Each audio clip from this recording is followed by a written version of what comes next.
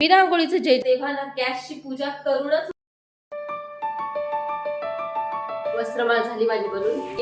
Eyeliner मला खूप जास्त आवडतं बरं का, म्हणजे कोणता. सर्वांना मकर संक्रांतीच्या हार्दिक शुभेच्छा.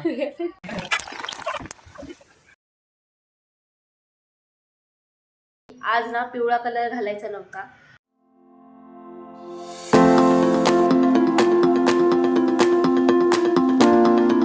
नमस्कार, मी भादुरी तुमचं माझ्या अजून एका नवीन ब्लॉगमध्ये मनापासून स्वागत करते. तर आज आहे मकर संक्रांती आणि मकर संक्रांतीच्या सगळ्यांना खूप खूप खूप शुभेच्छा. आज सगळ्यांचीच धावपळ असणार आहे हे मला माहिती आहे आणि माझी तर स्पेशली जास्त आहे. त्यातल्यातच जर तुम्ही मला ऑब्झर्व केलं असेल तर मी आज साडी घातलेली नाही. कारण मुख्य कारण साडीचं म्हणायचं झालं ना तर काय आहे की मला साडीवर कामं सुधरत नाहीत, परंतु मी पूजा करताना साडी घालणार आहे बरं का. मग आता साईशा पण उठली आहे आणि ह्यांनी पण सकाळी गेले नाश्ता करून. कारण कसं आहे, स्वयंपाक लवकर करायचा जर म्हटलं तर मग ह्यांच्या टायमानुसार माझं मॅच होत नाही. कारण माझं आणि त्यांचं म्हणजे टाईमच मॅच होत नाही, मिसमॅच होऊन जातो. ते सकाळी लवकर जातात आणि तेवढा स्वयंपाक सगळा करणं पॉसिबल होत नाही. मग त्यासाठी संध्याकाळीच करणार आहे. काय काय स्वयंपाक असणार आहे तेही तुमच्यासोबत मी पुढे शेअर करतेच. पण त्या अगोदर आता मला आज रांगोळी पण काढायची आणि आज स्वयंपाकामध्ये ना आमटी, म्हणजे त्याला आता कटाची आमटी वगैरे असं म्हणतात. पुरणपोळीचा स्वयंपाक असतो आमच्याकडे, परंतु मी काय पुरणपोळी करणार नाही. जय बिना आंघोळीचं जय जय. मम्माच्या बघून आरती करायली ना तू. आरती कशी करता सोन्या? इथे बघा आमचा धिंगाणा सकाळी. चला आता ना कुकर लावायला मी इथे ना हरभऱ्याची डाळ घेतली आहे बघा. थोडीशी घेतली म्हणजे आमटीला एवढी सफिशियंट होऊन जाईल. कारण आमच्या इथे ना आमटी केली की ती आमटी कमीत कमी 2 दिवस तरी चालत असते. आणि भात मी थोडासाच लावते कारण आमटीसोबत भात हा गरम चांगला लागत असतो. तर त्यासाठी थोडाच लावते जेणेकरून आता माझ्यासाठी होईल आणि संध्याकाळी मग त्यांनी आले की मी पुन्हा लावेल. आता अशी एक गोष्ट आहे की आज ना एकादशी पण आल्यात आणि आज मकर संक्रांती पण आहे. तर आता असं झालं की माझ्या सासूबाई म्हणतात की एकादशी जेव्हा असेल तेव्हा आपण देवाला ना असा अन्नाचा नैवेद्य दाखवत नसतो. तर त्यासाठी आज मग देवाला तर मी फक्त तिळाचा लाडूच ठेवेल. आणि स्वयंपाक मात्र कसं आहे, खूप दिवस झाले आम्हाला हा पुरणपोळीचा स्वयंपाक खाऊन जास्त दिवस झाले. मग त्यासाठी ह्यांनी म्हटले की कर, मग तेच करणार आहे, पण पुरणपोळी काय नसणार आहे. आता हे लावून घेते. आणि अजून एक महत्वाची गोष्ट म्हणजे की माझ्या सासूबाई म्हणतात की जेव्हा आपण शुभ कार्याचं म्हणजे सणाचा जेव्हा स्वयंपाक करत असतो तर तेव्हा ना गॅसची पूजा करूनच मग त्यावर काय तुम्ही अन्न करताय ते करायचं. आणि जे आपण सपोज आता हे पाणी ठेवलंय तर मग हे जे पाणी आहे ना ते फेकून नाही द्यायचं, ते जमा करायचं. आणि जोपर्यंत तुमचा नैवेद्य होत नाही देवाला दाखवून तोपर्यंत ते फेकायचं नाही. आणि जेव्हा केव्हा तुम्ही मग नैवेद्य दाखवला तर मग ते पाणी नंतर मग फेकून द्यायचं. पण आता आज सिच्युएशन अशी आहे की आज नैवेद्य दाखवायचंच नाहीये. सो मग मी हे पाणी आता डायरेक्टली धुवून फेकून दिलंय. तर आता मी पहिले गॅसची पूजा करून घेते आणि मग नंतर कुकर लावते. गॅसची पूजा झाली आणि आता मी कुकर लावते. कुकर लावताना कधी पण पाणी थोडंसं जास्तच ठेवायचं. काय होतं की डाळ एकजीव जास्त आणि मंद आचेवर ठेवून द्यायची ती डाळ शिजायला. रांगोळी झाली आहे बघा आता माझी काढून. सिंपल कशी झाली आहे ना ते मला सांगा, कारण मला खूप वेळ गेला एवढंच काढायला, मला जमत नाही. आणि चौकटीपाशी काय करावं त्यासाठी फक्त फुलं टाकलेत आणि इथे ना लक्ष्मीचे पावलं काढलेत. तसे तर मी रोज काढतेच, परंतु आजही काढले. झाली भाजी काढून आणि आता मी ना देवपूजा करून घेते आणि देवपूजा झाल्यानंतर मग स्वयंपाकाला लागते.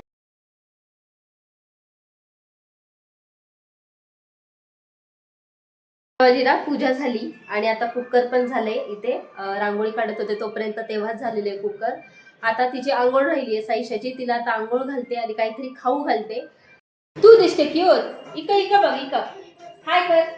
हॅलो, हाय, नमस्ते, फ्लाइंग किश.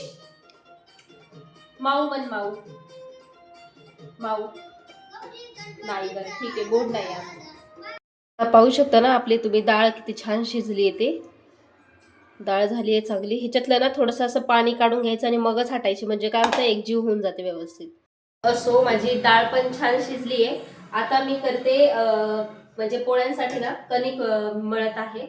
आणि आता ना इथे साईड बाय साईड म्हणजे लगेच आमटीसाठी थोडासा कांदा भाजून घेते. शक्यतो तर जेवढा कांदा जास्त असेल ना आमटीला तेवढी आमटी छान लागते. तर आता मी 2 कांदे भाजते, तुम्ही एकही टाकू शकता. तसा प्रिपरेशन होते. आता मी इथे ना कणिक मळायला घेतले आणि जेव्हा आपण कोंदीच्या पोळ्या करतो ना तेव्हा ती पोळी नरम नसून तर कडक खायला चांगली लागते. मग त्यासाठी काय करायचं, थोडंसं कोमट पाणी करायचं आणि त्याच्याने कणिक मळायची, जेणेकरून पोळी 2 दिवस टिकते पण आणि खायला पण सुंदर लागते.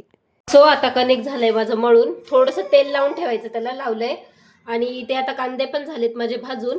आता माझी साईशा ना खूप किलकिल किलकिल करायले, तर हिला आता मी आधी झोपी घालते, नंतर भेटू आपण. चला झोपी जाऊ, चला.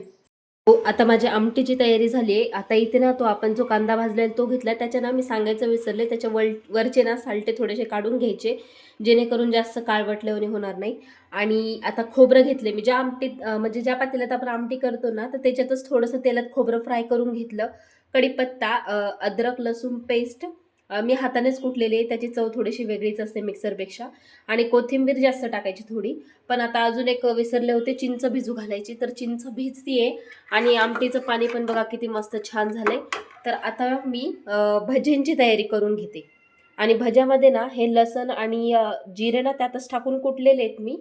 आणि आता हे वरून तीळ मिरची वगैरे वरून टाकणार आहे. तुम्हाला सांगितल्याप्रमाणे भज्याला सगळं तेच घ्यायचं, परंतु काय करायचं, ओवा जेव्हा आपण टाकत असतो ना तेव्हा त्याला असं थोडंसं हातावरनं असं स्मॅश केल्यासारखं करायचं थोडंसं, आणि मग टाकायचं, म्हणजे ना त्याचाच फ्लेवर छान येतो. आता आमटी पण छान म्हणजे तडका घातलाय मी आमटीला. काही नाही, आपलं रेग्युलर जे मसाले सांगितले होते तेच टाकायचे. फक्त मी एक थोडासा मटन मसाला ॲड करते यामध्ये, किंवा तुम्ही नाही टाकला तरी चालतो. फक्त एवढंच की थोडंसं मध्ये कोथिंबीर पण टाकायची. आणि ना हा मसाला ना कमीत कमी 5 ते 10 मिनिटं चांगला फ्राय होऊ द्यायचा, मगच हे आपण जे पाणी तयार केले ना ते सोडायचं. ऑलमोस्ट माझा स्वयंपाक आता अर्धा झाला आणि आता राहिल्यात फक्त माझ्या पोळ्या, तर त्या आता मी इथं करते. तर कोंदीच्या पोळ्या करताना ना जेवढा तुम्ही कोण जास्त भराल ना तर तेवढं चांगलं म्हणजे ती पोळी लागते आणि सगळीकडून चौकड. आता प्रत्येकाची करण्याची पद्धत वेगळी. मी लातूर साईडचे असल्यामुळे मला कपड्यावर करण्याची आदत आहे, तुम्ही कसंही करू शकता. आता माझ्या पोळ्या पण करून झाल्यात, थोड्याशा थंड झाल्या की बघ डब्यात भरून ठेवेल. आणि सगळं आणि हे बघा आता इथे आमटी पण झाली आहे, किती छान कलर आलाय ना आमटीला. आम्हाला रेडी आले, उठून बसलो आता आम्ही. ठीक आहे, थोडंसं हिला काहीतरी खाऊ घालते आणि मग नंतर पूजेची तयारी करते. तर आता मी घेतले सुगड्यांना दोरा गुंडाळायला. आता इथे ना कसं आहे माहितीये का, मी पहिल्यांदाच म्हणजे आता सलग 2 वर्ष झालेत मला, मी पहिल्यांदा असे काळे सुगडे बघते. कारण माझ्या आईकडे ना हे सुगडे जे असतात ना ते आपले ब्राउनिश कलरचे असतात ना, त्यांचीच पूजा जास्त करून केली जाते. म्हटलं सो असू द्या, जाऊ द्या. आता इथे पण मिळतात, पण मी कसं आपल्या घरी जी परंपरा आहे तीच करावी, मग त्यासाठी करते.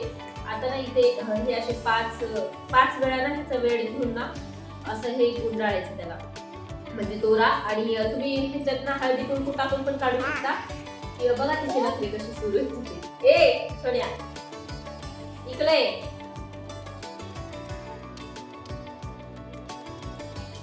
हे बघा अशा पद्धतीने. सॉरी केले कसं झाले, हे बघा अशा पद्धतीने. चला मी हे सगळं करून घेते. आणि वस्त्रमाळ झाली माझी बनून, छोटीशीच केली मी, जास्त काही मोठी नाही. आणि आमच्या इथे कसं आहे सुगडे झाकून असतात ना, त्या पूजेची तयारी म्हणजे जे लागणार आहे ना ते सगळं काढून ठेवलंय. आता पूजा मला इथेच मांडायची आहे समोर.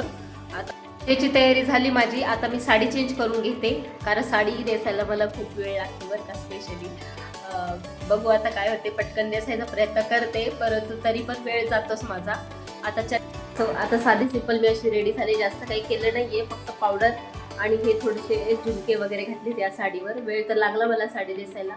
आणि हा हार घातला. कसं यावर त्याचा लॉंग सेट पण आहे, पण मी शॉर्टच घातला, जास्त ओव्हर वाटेल म्हणून. आणि मंगळसूत्र असं सिंपलचं. तर चला आता 4 वाजलेत, मी जवळपास साडी नेसायला 3:15 लागले होते, 4 वाजता. आता मी पूजा करून घेते. आयलायनर मला खूप जास्त आवडतं बरं का, म्हणजे कोणताही मेकअप असू द्या त्यामध्ये आयलायनर आणि लिपस्टिक बास, मग दुसरं काही नाही. कसं आहे, एकटीने पूजा करण्याचा हा माझा पहिलाच अनुभव आहे. गेल्या वर्षी माझ्या नणंदबाई होत्या मला सांगायला, आणि आता इथे मी पूजा करते, परंतु थोडीफार म्हटलं चला आपल्याने पॉसिबल आहे.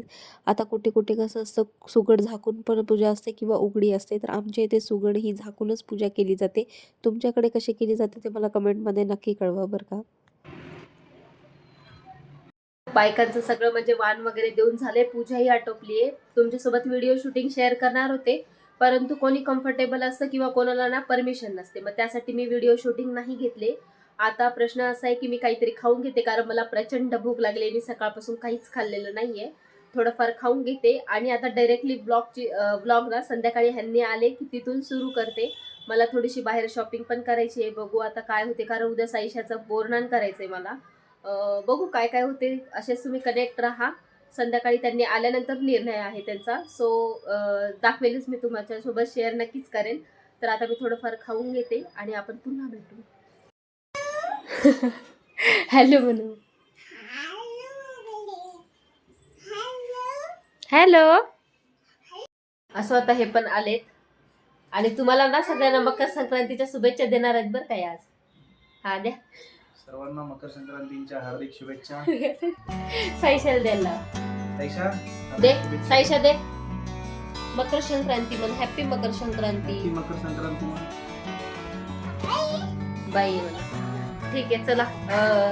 भज्जे वगैरे काढून घेते. माझ्या कुरड्या वगैरे तळायच्या राहिल्या होत्या. फक्त भज्जेचं पीठ झालंय मुरून आणि आता त्यात कांदा टाकून वगैरे काढून घेते आणि मग आम्ही जेवायला बसू.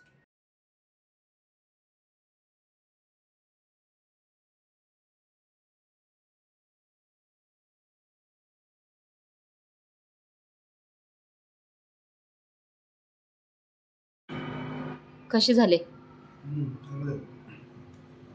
खरं म्हणते. गुळ कमी पडलाय का? आमचे जेवण वगैरे आटोपलेत आणि मी बघा कशी निवांत बसले, कारण माझे ना एवढे पाय दुखतायत ना. आता बाकीची आवरावरी राहिली ती आता करून घेते मी. आणि मला तिचं साहित्य पण आणायचं होतं बाहेर जाऊन आज बोरन्हांचं. पण असं झालंय की ती आता झोपली आहे आणि माझे पण पाय किंवा दिवसभर खूप एक्झर्शन झाल्यामुळे ना खूप थकवा जाणवतोय. त्यासाठी मग आता जाणं मी अचानक कॅन्सल केलं. आता उद्याच आणेल बहुतेक. ह्यांनी दुपारी येतो म्हणतायत उद्या, तर मग ते उद्याच आणून तुमच्यासोबत शेअर करेल. तर आता असं आहे की आज एक चूक झाली माझ्याकडून. ती म्हणजे अशी की आज ना पिवळा कलर घालायचा नव्हता आणि तो मी घातला. म्हणजे कदाचित कसं असं न कळत आपल्याला बाबा किंवा ब्लॉगच्या नादात पण आज उठलं तोच मी ब्लॉग सगळं आवरून ब्लॉग आपलं काय म्हणतात स्टार्ट करायला घेतला. आणि त्यातल्या त्यात साईशा पण उठली होती. मग त्यासाठी घाई गडबडीत घालण्यात आलं ते माझ्या. नाही तर माहिती असतं तर मी चुकूनही घातलं नसतं. तर आता असं झालंय, पण काय करणार. तर आता मी ब्लॉगची एंड इथंच करते आणि आपण भेटू उद्याच्या ब्लॉगमध्ये.